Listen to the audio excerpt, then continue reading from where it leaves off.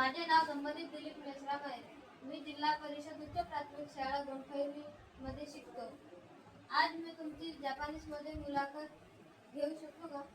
Yes, घेऊ शकता, परंतु मला जपानी येत नाही. काही समजत पण नाही.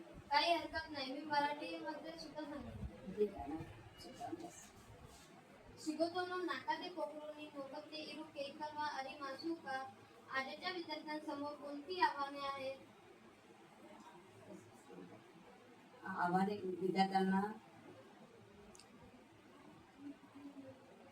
मोबाईल. आजचे विद्यार्थी मोबाईल वापरतात. मोबाईलमुळे कोणताही प्रश्न विचारला, आता जर शिक्षकांनी तुम्हाला कोणता प्रश्न विचारला तर त्या प्रश्नाचं उत्तर द्यायला तुम्ही पटकन गुगल सर्च करता, यूट्यूब सर्च करता आणि त्याच्यावरून तुम्ही उत्तर बघता. स्वतःचा दिमाग, स्वतःचा माइंड म्हणजे माइंडचा उपयोग करत नाही. तर आजच्या आव्हाने म्हणजे ह्या मोबाईल आहे मेन.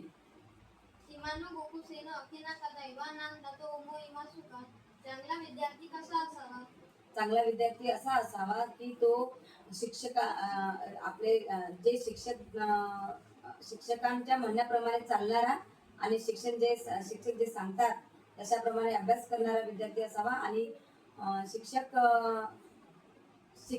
शिक्षक म्हणजे आपला गुरु आहे हे समजून त्यांनी सांगितलेले जे शिक्षक जे आपल्याला मार्गदर्शन करतात, शिक्षकांच्या मार्गदर्शनावर जो चालणारा विद्यार्थी असतात तो विद्यार्थी म्हणजे चांगला विद्यार्थी. योई गोकुसे तो द्रोणा गोकुसे देसू का.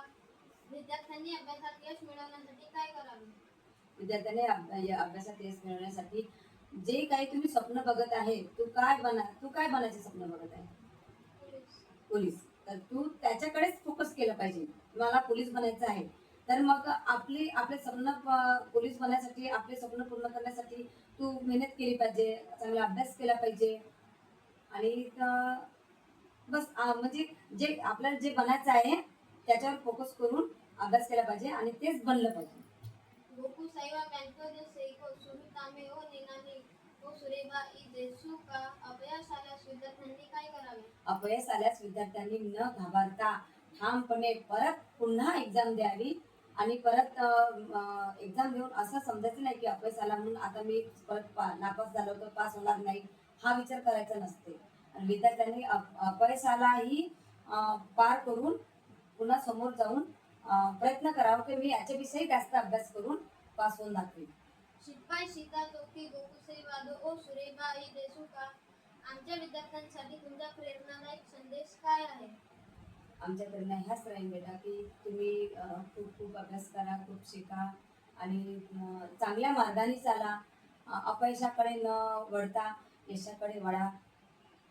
गोकू साहित्याची एनो मेसेजी ओ ओनेगाई शिमाशू.